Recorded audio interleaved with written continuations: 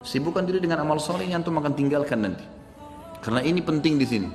Sibukkan diri dengan amal soleh, maka dosa akan kita tinggalkan. Kalau ini terjadi, akan terjadi banyak karamah.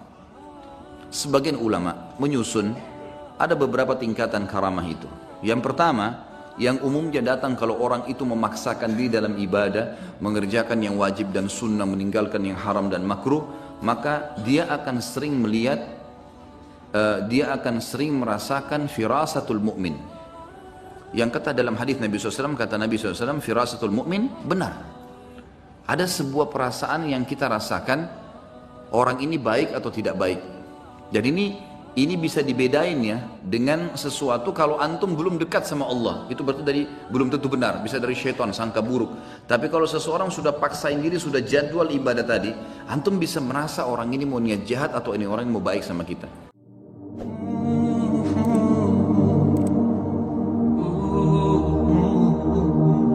Makin kita menjaga hubungan dengan Allah Azza wa Jal, makin kental kita mendekatkan diri kepada Allah Subhanahu wa Ta'ala, makin kita paksakan, maka makin dekat Allah dengan kita.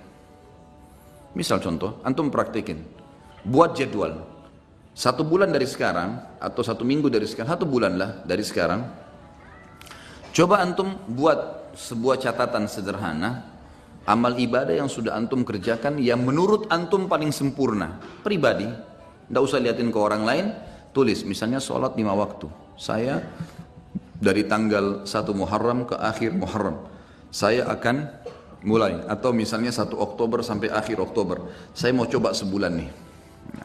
Lebih baik lagi kalau tolak ukurnya 40 hari, karena Nabi SAW jadikan patokan siapa yang sholat tidak ketinggalan takbiratul ihram pertama imam 40 hari, dijamin baginya selamat dari sifat kemunafikan. Baik, pegang hadis itu 40 hari dari tanggal 1 Oktober sampai kita ambil misalnya 9 November, karena kan ada sampai tinggal 31 kan. Baik, sampai 9 November buat jadwal. Itu memang harus dipaksakan, paksa, nggak pakai cerita main-main. Ini harus buat program dan antum harus mulai sendiri. Paksain, mau apapun godaannya, tidak ada ceritanya. Seperti antum kalau lagi lapar, orang mau bicara apapun antum tidak pusing, yang penting saya harus makan dulu karena laparnya berbahaya. Seperti itu butuhnya dengan ibadah. Antum lagi haus, orang mau ngomong sebentar, saya mau minum, haus. Begitu antum buat program ibadah sekarang. Lebih penting daripada makan dan minum sementara kita lapar dan haus nih. Buat jadwal, sholat 5 waktu. Saya harus on time. Jadwal, buat jadwal sholat. Mulai, start, subuh, duhur, asar, maghrib, isya, buat catengan. Besok lagi, terus paksain. Karena 40 hari, jaminan selamat dari sifat munafik. Antum tidak akan pernah dusta seumur hidup, tidak akan pernah ingkari janji, tidak akan pernah khianati amanah, tidak akan pernah berbuat curang. Jaminan dari baginda Nabi SAW. Dan tidak mungkin Nabi salah. Tidak mungkin Allah salah. Ada sahabat 2 orang, adik kakaknya sakit perut, datang ke Nabi SAW. Ya Rasulullah, adiknya bilang, kakak saya sakit perut. Kata Nabi SAW, minumkan madu, kasih madu. Adiknya kasih madu. Rupanya adiknya buru-buru, kakaknya masih kesakitan, kembali lagi ke masjid. Ya Rasulullah, kakak saya masih belum sembuh. Apa kata Nabi SAW? Minum lagi, cari obat lain? Tidak. Nabi ajarkan sebuah konsep dasar ini. Kata Nabi SAW, Allah pasti benar dan perut kakakmu yang bohong. Enggak mungkin Allah salah. Sabar, minum, yakin, pasti. Allah pasti benar, perut kakakmu yang bohong. Penanaman akidah yang luar biasa. Harus difahami ini. Buat jadwal. Saya belum pernah baca Quran sehari. Baik, sekarang baca. Lebih mudah bagaimana? Habis sholat, buat jadwal ini coba. Setiap habis sholat teman-teman, habis zikir, jangan berdiri. Hitung pakai stopwatch, 5-10 menit, tidak usah lebih. Antum buru-buru 5 menit saja. Buka Quran, baca. Pokoknya baca. Kalau antum bisa baca 2 lembar setiap habis sholat, 1 lembar, 2 lembar, sampai isya itu berarti bisa 10 lembar per hari. Atau kita ambil ayat lah. 10 ayat habis sholat. 1 hari antum punya 50 ayat. Apalagi kalau antum bisa 20 ayat, bagus kan? 20 ayat subuh, 20 ayat duhur, 20 ayat asar, 20 ayat maghrib, 20 ayat isya. Kalau ada yang lewat, misal maghrib gini ada taklim, habis isya nanti saya double jadi 40 ayat. Atau sebelum tidur. Pokoknya satu hari target saya 100 ayat misal. 100 ayat sehari teman-teman, 6.000 lebih ayat Al-Quran. Itu bisa antum khatam cepat sekali. Hanya baca. Harus paksain. Zikir pagi sore. Jangan berdiri dari tempat antum habis sholat subuh kecuali sudah zikir subuh. Harus. Apapun godaannya enggak, duduk dulu sebentar. Dan teman-teman, saya pernah praktekin zikir pagi, asal antum sudah rutin lakukan, maksimal 12 menit. Maksimal udah. 12 sampai, ini kita baca zikirnya. Kalau ditambah dengan wirid yang lain seperti la ilaha illallah wahdahu la syarika lah, ini saya pernah baca 100 kali. Saya praktekin ya, dengan tidak terlalu buru-buru, tidak juga terlalu pelan. La ilaha illallah wahdahu la syarika lah, lahul mulku wal hamdu wa huwa ala kulli syai'in qadir. La ilaha illallah wahdahu la syarika lah. Jangan berhenti mulut antum, sambung, nyambung. Itu 7 menit selesai 100 kali. Jadi semua paling lama 20 menit. Duduk dia di situ. Apalagi kalau antum duduk sampai syuruk, itu masya Allah, bagus sekali. Saya yakin 20 ayat dan zikir pagi tuntas tuh. Waktu syuruk. Jangan ngomong teman-teman sekalian, kecuali ada taklim. Syuruk tapi ngobrol di pojok sana, ngobrol di sana, ada apa ngobrol? Nanti sebentar ngobrol itu. Kasih haknya, jadwalin. Harus sudah selesai nih. Habis asar jangan berdiri. Tunggu sampai zikir antum sore selesai. Syaitan punya standar godaan. Nanti aja di jalan, nanti aja di rumah. Sampai sekarang masih banyak pasti belum zikir sore ini. Syaitan suka goda. Duduk, paksain. Jadwalkan. Gitu kan? Sehari itu semua amal-amal harian yang rutin, semua harus on time. Antum jalanin seminggu lah. On time, fokus ini saja dulu. Kalau sudah minggu yang kedua, buat coba selain yang on time ini, buat plus-plus. Plus-plus itu kayak jenguk orang sakit, kayak menghafal satu hadis, setiap hari satu hadis, atau seminggu satu hadis. Buat plus, misalnya jenguk bakti sama orang tua, walaupun cuma telepon. Ada plus-plus dari jadwal rutin, jalankan seminggu. Coba begitu, atau kalau kebanyakan pindahin ke pekan ketiga, pekan keempat, dan ini harus dipaksain ya. Ini nanti teman-teman kalau sudah dipaksakan, jadi terbiasa, kita jadi seperti roda, jadi seperti sebuah kebiasaan, tidak enak lagi kalau nggak dilakukan. Jadi kalau antum kerjaan sebulan atau 40 hari tadi, memang butuh paksa di sini. Insya Allah setelahnya nanti malah jadi nggak enak. Orang kalau biasa puasa Senin Kamis terus nggak puasa, nggak enak. Atau orang biasa sudah ke masjid, sholat on time, telat sedikit rasanya beban, gitu kan? Terus begitu. Dan kata kuncinya, kalau kita sibukkan diri dengan perbuatan amal soleh seperti ini teman-teman sekalian, pasti dosa atau akan tinggalkan secara otomatis. Nggak ada waktu buat dosa udah.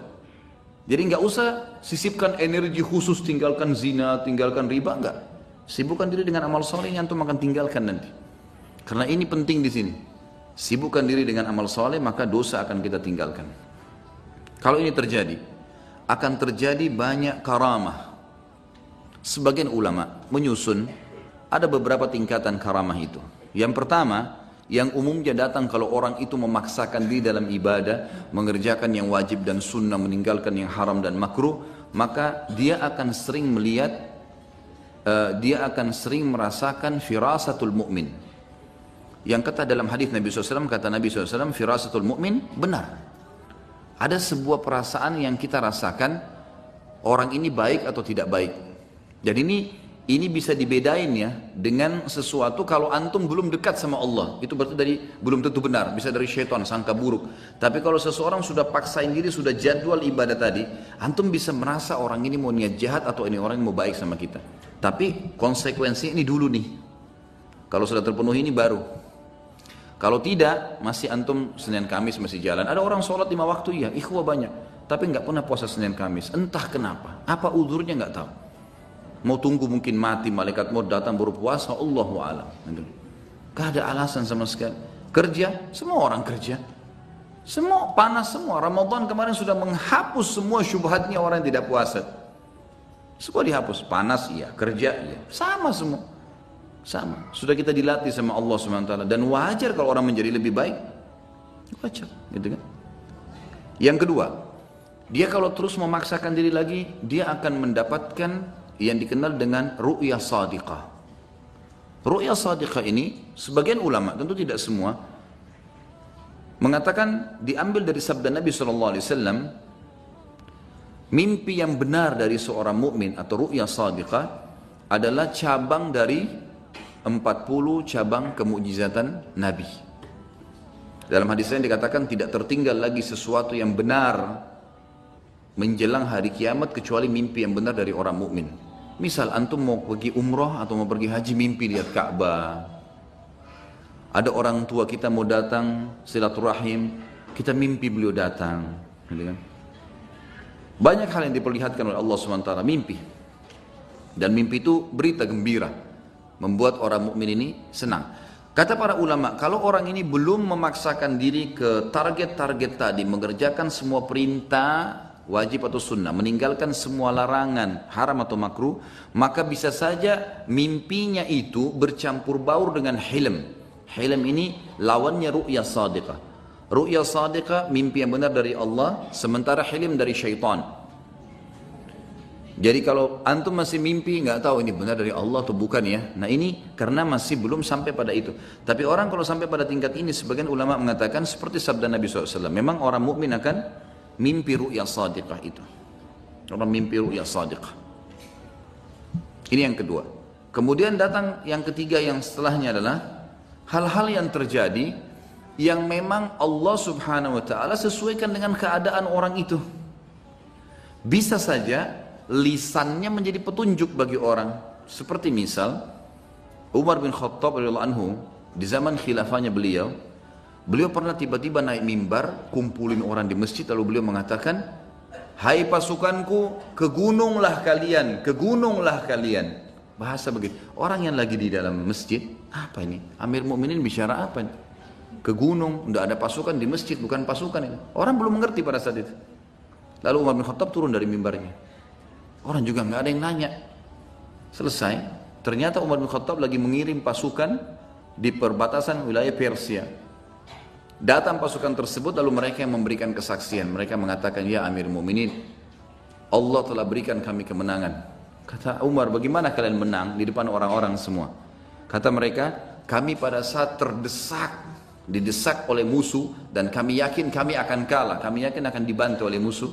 Tiba-tiba kami mendengarkan suara Anda yang berkata, wahai pasukanku, ke gununglah, ke gununglah. Dan kami lihat di belakang kami ada gunung, kami naik ke gunung tersebut, mengatur strategi, kemudian kami melemparkan anak-anak panah ke musuh dan kami menang.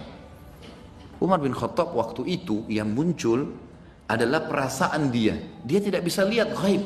Umar bin Khattab tahu itu. Tapi ada feeling yang sangat kuat di situ, kalau dia harus ucapkan itu. Maka dia ucapkan dan dibuktikan di lapangan, Allah berikan kemenangan pasukannya. Tapi ini bukan orang-orang yang biasa, bukan orang yang baru Senin Kamis sholatnya, baru 2 kali 3 kali datang taklim, baru tiba-tiba mau, apalagi kalau sudah pakai aku dan saya tadi, lupain sudah ini.